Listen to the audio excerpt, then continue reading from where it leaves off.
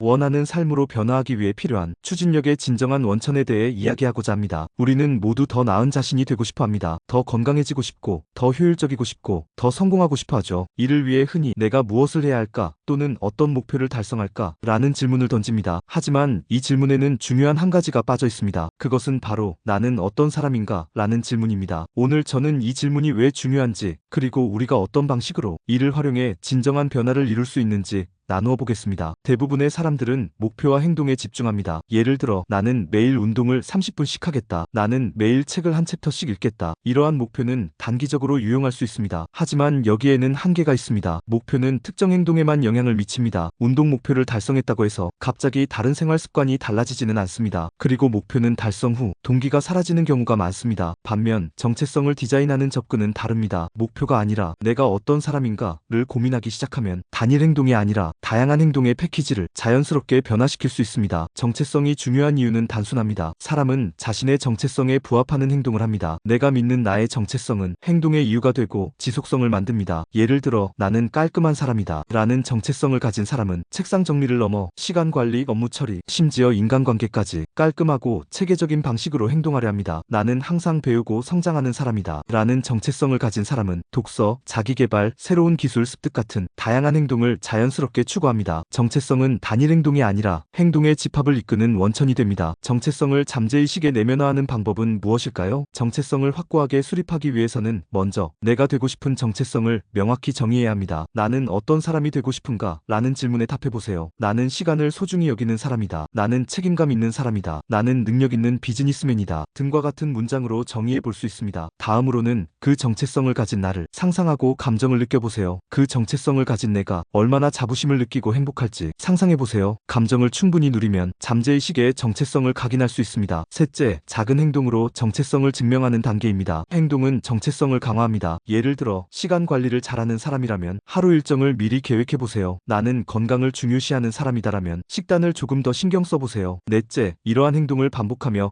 잠재의식에 주입하세요. 정체성은 반복을 통해 강화됩니다. 매일 아침 스스로에게 나는 이런 사람이다라고 상기시키고 그에 맞는 행동을 실천하세요. 다섯째, 정체성을 정의한 문장을 계속해서 떠올리면서 선언하세요. 반복된 선언은 강력한 힘을 가지고 있으며 스스로가 그러한 사람임을 굳게 믿도록 하는 힘이 있습니다. 좀 더 간단한 방법이 있습니다. 주변에 내가 닮고 싶은 롤 모델을 찾아서 그 사람이 어떻게 행동하는지 관찰하는 것입니다. 저는 회사에서 어떤 선배처럼 되고 싶어서 일하는 방식과 행동, 걸음걸이, 그리고 발표 자료 만드는 스타일까지 그대로 카피하려고 애썼습니다. 그리고 마치 그 사람이 된 것처럼 스스로에게 각인시켰습니다. 그렇게 하자 내 스스로가 마치 프로 일잘러가 된 것처럼 여겨지고 그만큼 목표 수준도 높아지고 스스로에 대한 기준도 높아져서 업무의 퀄리티와 자기관리의 수준이 레벨업되는 것을 경험할 수 있었습니다. 이와 같이 행동이나 목표보다 더 중요한 것은 어떤 정체성을 가지고 있느냐 하는 것입니다. 나는 무엇을 해야 할까? 라는 질문보다 나는 어떤 사람인가? 라는 질문을 던지세요. 우리가 믿는 정체성이 우리의 행동을 바꾸고 변화된 행동이 결국